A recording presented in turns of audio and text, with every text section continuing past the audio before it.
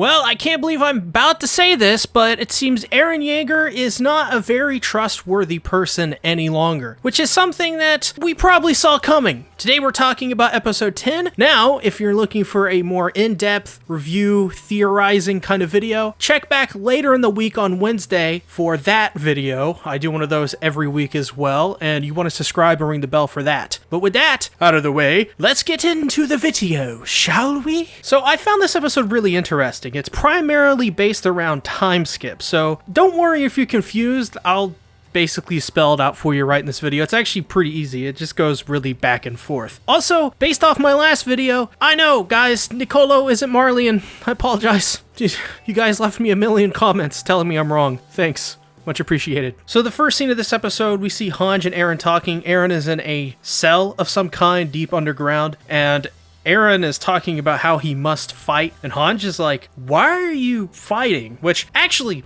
speaking of Hanj, in this scene, Hanj's quirkiness and charisma just oozes. I mean, she goes, like, she's having this serious conversation with Eren, and she's just like, yo, I like your really cool hair, it looks really nice. But the more serious part in all of this is that Eren is annoyed by Hanji, and that's a big change to Eren's character. You'll see it more in this episode, especially later on his interactions with Hanj, but in this scene in particular, it was so surprising to see Eren get mad at something like this. Eren is usually the level-headed one. Typically, he's the one to sit by the sidelines and let everyone else decide, but now it seems he's taking more agency, and not only that, but his personality is getting a little bit more, dare I say, rebellious. Then Hanj says to Eren that she never thought that he would sacrifice Historia.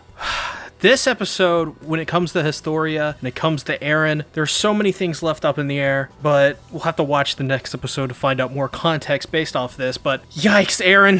Yikes! So now we have a time skip to about 2 years ago.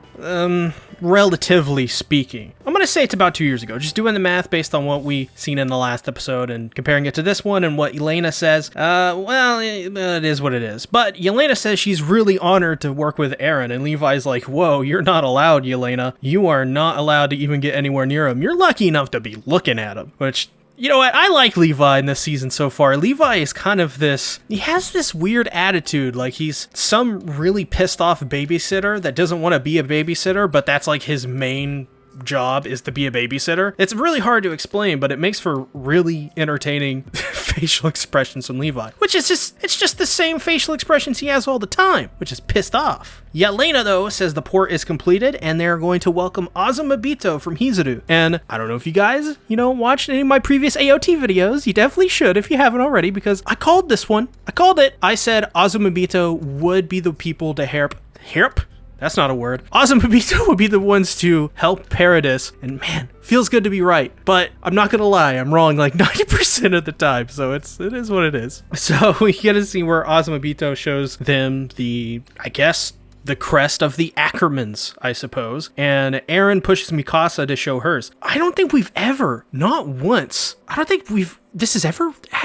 it ever been pulled any attention to in the series? Does anybody know if in season 1, Eren or Mikasa ever made mention of this crest or what was under her bandages? I don't even remember her even wearing like bandages around her wrist all the time. I guess it's because she wears long sleeve shirts under short sleeve shirts under long sleeve shirts. Okay. It's a weird reference to put in an AOT video. But it turns out Mikasa is the descendant of Hizuru's their nation's ruler.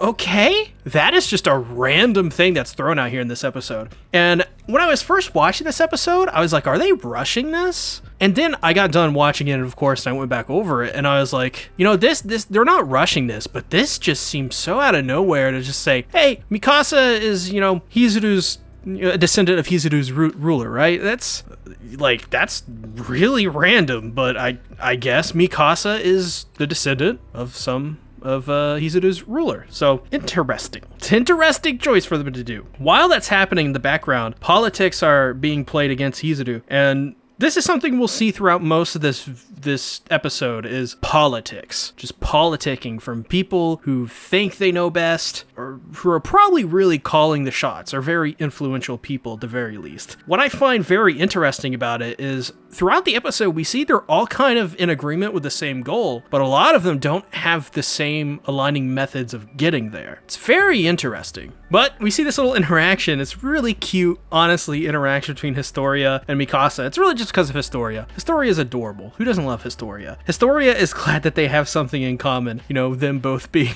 rulers of their, I guess, respective nations, if we're gonna put it like that. So this scene was really cute. I like Historia. She's cute anyways. Everybody likes Historia. She's like, you know, come on. Who doesn't like her? So it seems that Zeke made this arrangement under the promise that they meet Lady Mikasa. Yes, I specifically said Lady Mikasa because I wanted to say that, because that's really weird to say. And Zeke basically gave them the 3D yoga gear, and that it's worth a lot. And Yelena even told them about the Ozumabitos, that they're basically a bunch of money grubbers. And if you're a fan of ReZero, they're like Anastasia's camp in ReZero. They're just a bunch of capitalists. So they talk about Zeke's plan. And his plan is to do a test run of the rumbling. That's the first. Well, there's 3 things they have to meet on. The first is the test run of the rumbling, and then Hizuru's cooperation, and most importantly, that the founding titan and a titan of royal blood must be passed down. And essentially, they must have a lot of children, which, as we'll see later in this episode, as I turn the page on my notebook, kids are definitely being had in this episode. That is for sure. Hanji talks about how she wants to get rid of this inheriting of the Titans. And I talked about this before in previous videos, where I thought that Eren's goal was to essentially get all of the Titans and end the bloodline with him. Somehow. They'll figure out some way to do it. But it seems like Eren is all aboard Zeke's plan by the end of this episode. But I think that's the ultimate goal of Hanji, the people from Paradis, is to essentially end the Titan lineage. Hopefully at Eren Yeager, or whoever the next person they'll be, because as we'll see in the last scene of this episode, things aren't looking good for poor Eren, at least in terms of his closest friends. Hanji talks about how, like, is it right to push the problems onto future generations? And that's a really poignant point. It's really interesting because, yes, Hanji could lead this to future generations, but the whole point of their plan to begin with was to basically stop it here. So are they failing in their goal, pushing it on to future generations, but at the same time, would the future generations of Paradise Island have the same issues that they had? Would officials during this timeline get too comfortable, the hand they've been dealt, and this cycle just repeats all over again? Historia, surprisingly enough, though, agrees to this plan, and Eren is not happy with this, wants another plan. And I wonder why that is. We learn he's suddenly aligned with Zeke's plan, but it is very interesting, I will say this, Eren's character over the past 3 or 4 episodes, because I think something is happening to Eren mentally. And what I think is happening is, I think with the memory starting to flow back into him from previous generations, I think it's taking a toll on Eren, and I think the way that he thinks is kind of, I guess, corrupted, and would be a way to put it. So now we go to present day, which is very important in this. We go back to the scene we had at the beginning with Hanj and Eren, and Hanj doesn't get why Eren went on his own from the very beginning. And then Eren, surprisingly enough, this is a kind of shocking, once again, another shocking moment for Eren's character, threatens Hanji. And he basically says that because of the powers that he has with the Founding Titan and now the Warhammer Titan, he can literally do what he wants. There is no prison, no cage that can keep him in. He asks Hanji, what can Hanji do? And as he's getting even angrier and angrier, he grabs Hanj, pushes her like into the cell door itself, and almost transforms out of sheer anger. I didn't know that you could transform. I think that's the first time we've seen this, where maybe now that Eren is as powerful as he is, or something like that, maybe he figured out a new way to transform, and that is just by simply doing what he did. As well, we saw Mother Isabella, aka the Warhammer Titan, whatever the hell her name was. Somebody in the comments, does she actually have a name? Oh, I think I know the name. I think it's Lara Tiber, if I'm correct. But anyways, she didn't need anything to transform. So it's very interesting. Then Hanj pushes herself off of Eren and calls Eren a perv, and now outside of the room where the cells are, Hanj says he doesn't understand why Eren chose her and that it was a mistake. I don't think it was, because if we look at the options that were there, Hanji is obviously the correct person to be the commander here. I mean, that just makes sense. Another flashback, though we've moved a little bit forward in the timeline from the previous flashback, Historia is now pregnant. She's married someone who bullied her at childhood. Historia actually approached him, and one of the people that are discussing about this, one of the politicians we saw at the beginning, says that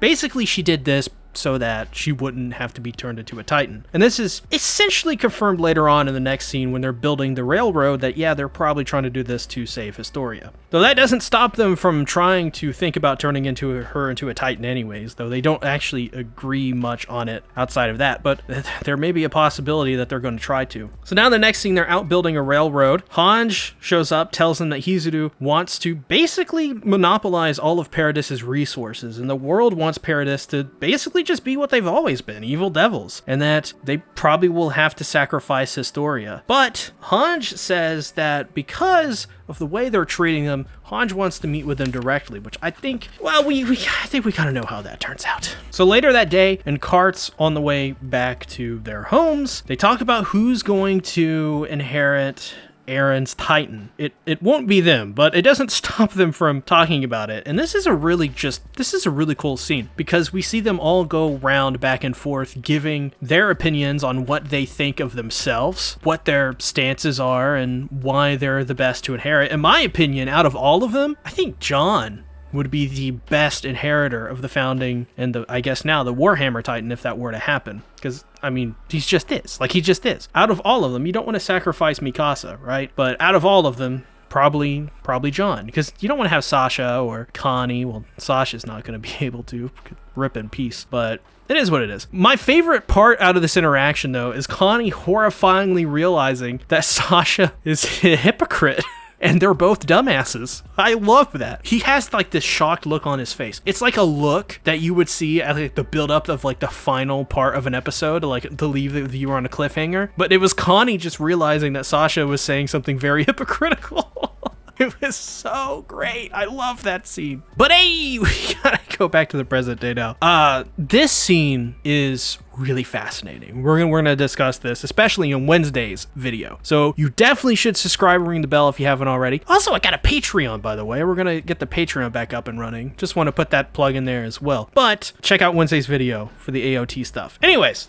So all the people we saw in the previous scene are now in a room, minus Sasha and Eren. They talk about how Pixies decided to detain the volunteers and how Eren is suddenly on board with Zeke's plan. And Connie says something that basically, it's kind of the smartest thing Connie has kind of ever said. Connie is prepared to essentially cut down Eren, and this leads into a conversation, but not before Mikasa is very unhappy about that. I got a theory about that we'll probably talk about in Wednesday's video. It's too long to talk about here. But Mikasa is very hopeful that it won't come to that. And they talk about how Eren has changed, and now he is using his friends. And Mikasa fires back that, hey, this is probably because of trust, which is a very logical thing to say, by the way. Like, she's not stupid in saying that. Connie asks, what happened when Sasha died? Eren laughed when Sasha died, which is true. And in my opinion, I theorize that's not because of anything but he was breaking, much like in season 2, episode 12, where he starts laughing and crying while Dina Fritz is essentially killing all of his friends and Hannes. But they agree upon that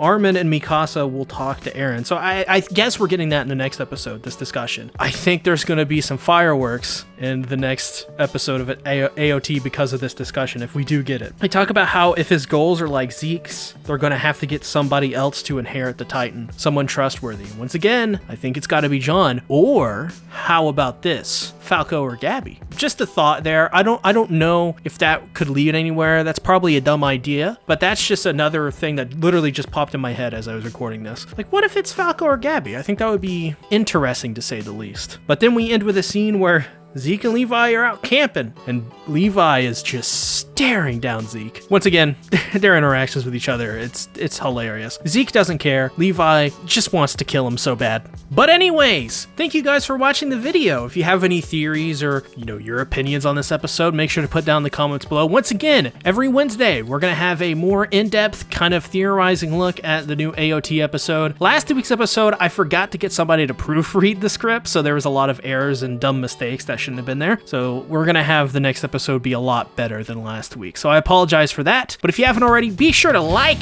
the video, comment, subscribe, and ring the bell. These things are very important for the algorithm, and it helps me get out there in the algorithm a little bit more. Helps my channel grow. We've already got 32K subs. I think we can get to 40 by sometime in March. I think that's my goal. So with that being said, thank you all so much for watching. I'll see you guys in the next video. Bye-bye.